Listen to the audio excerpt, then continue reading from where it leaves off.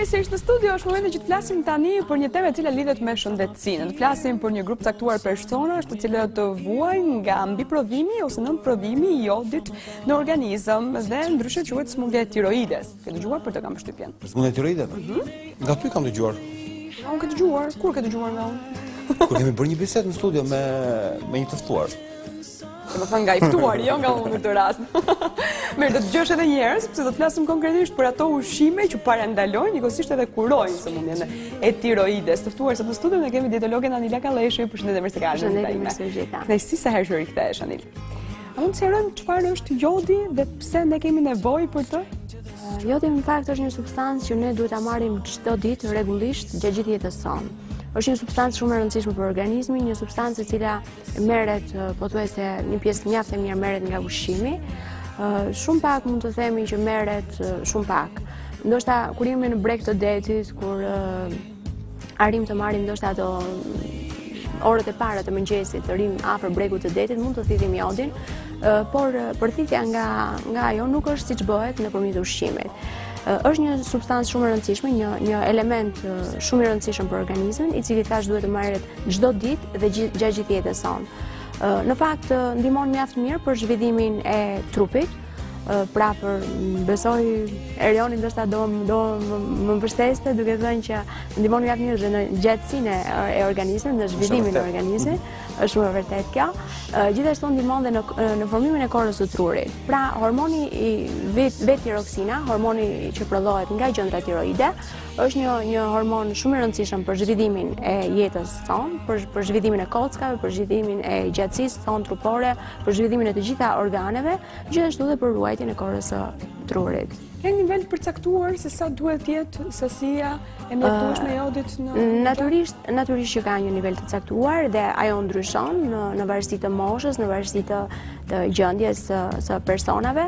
Në përgjithësi në fakt kjo duhet të jetë tek fëmijët 0 deri në 6 muajsh këshillohet 110 mikrogram, tek fëmijët pak më të rritur deri në 1 vjeç 120 mikrogram dhe tek gratë femrat në periudhën e shtatzanisë apo mbrapa tek 140 mikrogram.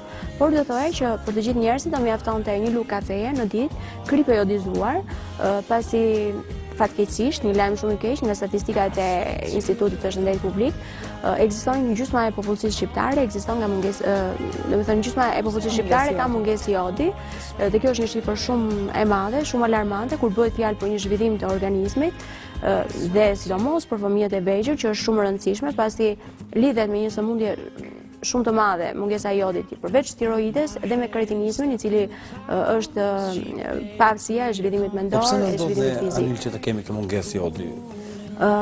Nuk është e thënë që njerëzit që jetojnë nëpër male kanë më të theksuar këtë mungesën e jodit. Në përgjithësi kjo merret nga ushqimet dhe jo gjithmonë ne jemi të kujdesshëm në përzgjedhjen e ushqimeve. Ndaj është shumë e rëndësishme, ndoshta edhe një analizë në çdo 6 mujor do ishte shumë e mirë për të parë jo vetëm jodin, pasi janë mjaft minerale shumë të rëndësishme për organizmin. Ne nëpër emisione të ndryshme kemi diskutuar për selenium, potasium, për zinkun, për minerale që janë jetësore për zhvillimin e jetës së njerëzve, por që domethënë duke bërë këtë analizë ne arrim të përcaktojmë dhe gjëndrën tiroide, pasi gjëndra tiroide është shumë e rëndësishme për të kuruar, sepse ka natyrisht problemet e veta në momentin kur ka nënprodhim apo mbiprodhim të gjëndrës të hormonit të tiroksidit. Më parë që i shtohet si element i veçantë kripës së gjellës, jodi. Pse nuk e marrim ne si ilaç, si medikament? E dash atë shifrën që është rreth 50% e popullsisë ka një mungesë jodi dhe vetë shteti ynë, Instituti i Shëndetit Publik, ka vendosur që të bëjë një fushat në kripën e jodizuar. Dhe është e këshilluar që të konsumohet sa më shumë kripë jodizuar, sa më shumë. Bëhet fjalë rreth 5 gram, pra një lugë kafeje në ditë që mund të konsumohet me ushqimet e ndryshme, do ishte besoj e mjaftueshme deri diku. Por janë dhe produkte tjera të cilat e shtojnë këtë sasi dhe këtë dozë. Themi që kripa jodizuar është një element ushqimor dhe nuk është ilaç, sepse ai gjendet tek ushqimet. Dhe nuk ke pse, natyrisht ka dhe kurime nëpërmjet tyre, për shembull në momentin kur ti ke mungesë të jodit, natyrisht mund bëhet vaksinë me vaj të jodizuar, apo mund të merren ilaçe të cilat kanë në përbërjen e tyre jodin, por gjithsesi është shumë e rëndësishme që të konsumohen nëpërmjet ushqimit. Kur këta persona që kanë këtë mungesën të konsumojnë kripë të jodizuar në sasi të mëdha. Nëse kripa e dim që tashmë është problematike për organizmin, për ritensionin hidrik dhe për probleme tjera, për veshkat dhe probleme të tjera. Kështu që çdo gjë në sasinë dhe në masën e duhur, por kur themi për kripë të jodizuar, bëhet ky dallim nga kripa e zakonshme që ne jemi mësuar ta konsumojmë pak pa jod, të konsumojmë, të përzgjedhim në momentin që ne shkojmë për të bërë pazarin tek konat. Do ishte shumë e mirë që të përzgjedhim kripën e jodizuar, pasi përmban sasinë e jodit të nevojshme për organizmin. Ka ushqime që favorizojnë marrjen e jodit përveç kripës? Natyrisht që ka ushqime që favorizojnë marrjen e jodit. Në përgjithësi janë pothuajse të gjitha frutat dhe perimet janë shumë të mira, për shembull karrota me spinaqin janë shumë të mira për sasinë e jodit, por dhe për ata që kanë flokë të thinjur. Është shumë e mirë që të konsumohet karrotë me spinaq në mënyrë që të shtohet sasia e jodit dhe të gjithashtu për persona që vuajnë nga mungesa e jodit, hurma është një frut i shkëlqyer për të konsumuar dhe këshillohet të bëjë një kur e cila do zgjaste rreth një muaj dhe në këtë kur do ishte një orë përpara një vakti të drekës, do ishte e mirë që të konsumoheshin 6 deri në 10 kokra hurma të pjekura, pasi do merrje sasinë e jodit për një muaj rresht. Natyrisht do kishim pak shtim peshë ndoshta, sepse më mirë 6 kokra hurma. Po është shumë e mirë për të gjë. Ose është edhe një kur tjetër ndoshta, disi popullore, por boçe pishe, një deg me boçe pishe, do ishte shumë e mirë që të lihet çdo ditë tek koka e krevatit në mënyrë që ajo e çliron vetë jodin dhe ti arrin të përthithësh jodin. Karrota dhe spinaqi duhet konsumuar të zgjerë apo të gjalla do ishin shumë të mira në formë një sallate do ishin të shkëlqyera, por ka dhe ushqime të tjera të cilat janë shumë të mira thash në përzgjedhjen e jodit. Duhet jemi pak të kujdesshëm tek mishi, pasi nuk e lejon shumë mirë absorbimin e jodit, por edhe peshku do ishte shumë i mirë për të konsumuar pasi ka goxha jod, sidomos peshqi që janë në thjesë të detave të bëhet fjalë për mishin e kuq. Bëhet fjalë për mishin e kuq. Po ato ushqime të cilat në fakt e pengojnë marrjen e jodit, ndoshta do të ishin në efikas momentin që kishim një prodhim të gjendrës tiroide. Ushqimet që pengojnë janë fasulja dhe gështenjat. Këshillohet që këto dy produkte dhe lakrat. Këshillohet që këto 3 produkte të jenë të kujdesshëm që mos të përdoren pasi pengojnë absorbimin e jodit. Lakra, fasulja dhe gështenjat janë shumë të dëmshme për personat që vuajnë nga tiroidja. Atëherë tiroksina, që ishte prodhimi i hormonit, nuk e di kemi edhe nivelet ditore, shoh në monitore këtu mbrapa. Patjetër. Është në ekran. Shfaqur në ekran. Atëherë, për personat e rritur është deri në 150 mikrogram në ditë, për personat shtatzëna ose nënat që ushqejnë fëmijët deri në 114 mikrogram, për fëmijët e moshës 5 deri në 10 muaj është 110 mikrogram ose 120-130 mikrogram për fëmijët pak më të rritur. Ndërkohë, këto si mund ta marrin këtë sasi, domethënë i bie ta konvertosh para shumë tek ta konvertosh. E mira është që të përdorësh sa më shumë fruta dhe perime. Në fakt, gjëja më e mirë do ishte një konsultim me mjekun, duke bërë dhe analizat për kacë, duke parë dhe vlerat ku jodi, sepse mund kemi ndoshta edhe tepric të jodit në organizëm. Dhe do bëni mirë ta kontrollonim në momentin kur kemi tepric të jodit, pasi duke konsumuar ushqime që përmbajnë shumë jod, ndoshta mund të bënim dëmtime të tjera në organizëm që nuk do ishin të mira. Cilat janë shenjat e parë simptomat që shfaqen kur kemi tepric të jodit tani, sepse atëherë kur kemi hipertiroizëm, pra kur tiroksina prodhon më tepër, në fakt gjendra tiroide ndodhet poshtë mollës së Adamit.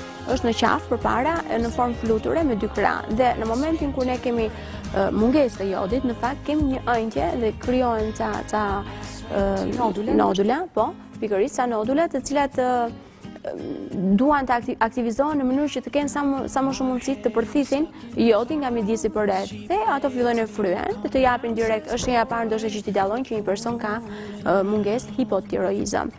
Në këtë rast ne kemi fryrën e këtyre nodulave, kemi sy të ënjtur dhe të dalë ndoshta pak përjashta, kemi këputje, kemi lodhje, kemi pagjumësi, kemi nervozizëm, njerëz që preken shpejt, njerëz sentimental që emotiv, njerëz që nuk janë shumë të përqendruar. Por në këtë rast, në rastin e mungesës së jodit, kemi dhe kretinizmin, i cili është një sëmundje në fakt, do thoya për fëmijët e vegjël, i cili pengon zhvillimin mendor. Dhe këtu kemi probleme me zhvillimin e kockave, kemi probleme, ato nuk kanë fuqi të ecin, janë të paaftë për punë, kur rriten, domethënë ecjen, periudhën e të ecurit e kanë shumë më të vonueshme se sa fëmijët e tjerë. Kanë probleme me përqendrimin gjatë, janë nervoz, janë sensibël shumë, kanë probleme me vështirësi me të folurën dhe me të dëgjuarin dhe probleme me shikimin. Hipotiroizmi është problematik shumë dhe për shikimin dhe një pjesë mjaft e madhe e tyre kanë probleme me syrin, arrin që të kenë miopi, mjaft të madhe nga mungesa e sjell buxhatome. Po. Edhe po thoshim që moshat më të prekura, hipertiroizmi shkakton, nëse hipotiroizmi, pra mungesa e jodit shkakton shtimin në peshë, kemi rastin e kundërt me hipertiroizmin. Ai trupi fillon e vyshket vet, pra fillon e dobësohet, ka dritje, ka aritmi, ka çrregullime të gjumit, ka probleme me ushqimin, nuk është se pranon çdo lloj ushqimi. Dhe kjo situatë, përsëri të dyja situatat janë mjaft të vështira dhe duhen kontrolluar gjithmonë, gjithsesi në prezencën e mjeku do ishte shkëlqyer, duke bërë analizat përkatëse dhe duke përcaktuar vlerat e sakta. Pastaj ke bërë analiza dhe e ke, domethënë, tiroide duhet të konsultohesh besoj çdo 6 muaj për duhet të ndjekësh në lloj diete ushqimore? Dieta ushqimore patjetër që do këshilloj, e cila do konsistonte në përdorimin sa më shumë të frutave dhe perimeve, dhe një lajm shumë i keq ndoshta për ato që konsumojnë ëmbëlsirat është që sheqeri është prenues i mjaft proceseve të rëndësishme jetësore dhe gjithashtu në rastin e mungesës së jodit është një element që duhet shmangur nga dieta jonë. Pra, duhet jemi shumë të kujdesshëm që të mos konsumojmë sheqerin, pasi sheqeri ndikon në procesin e sistemit ton imunitar.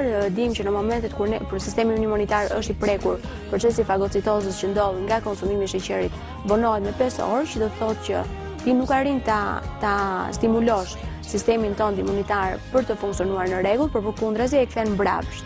Dhe për këtë këshilloj që të ndalohen rreptësisht ëmbëlsirat. Sheqeri që nevojitet për organizmin duhet marrë nga frutat, do ishte shumë e mirë që të merren nga frutat dhe nga perimet, por në sasira të reduktuara kuptohet. Gjithashtu duhet jemi të kujdesshëm që të konsumojmë sa më shumë lëngje.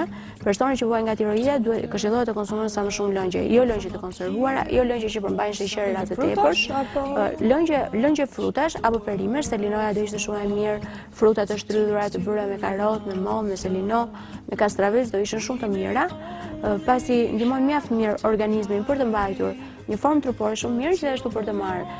Këtu janë ca ushqime që përmbajnë jod. Shikojmë kosi përmban rreth 58.1% të nevojave ditore dhe kalorit nuk janë të shumta, janë 150 kalori në atë tas kos.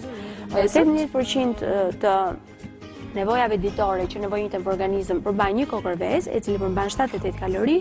Qumshti përmban 39.1% të nevojave ditore me jod. Gjithashtu lule shtrydhet 8.6% përmbajnë 46 kalori dhe djati 6.7% përmban rreth 72 kalori që nuk janë.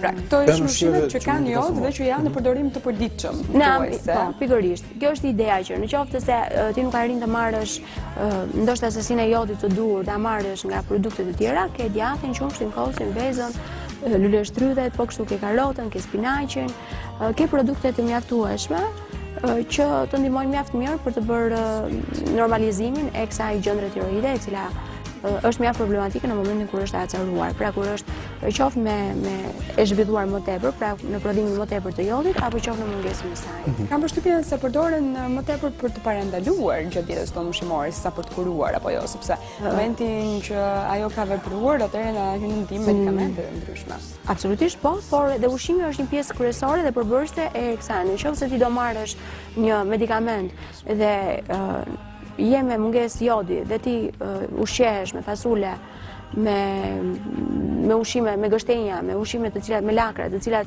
e frenojnë absorbimin e jodit, atëherë ke bërë të gjën e kundërt të asaj që duhet të merrje dhe të pozitivitetit që duhet kishte nga konsumimi i saj. Çka thotë ndyra, sa influencon? Ndyra absolutisht duhet jetë e kontrolluar.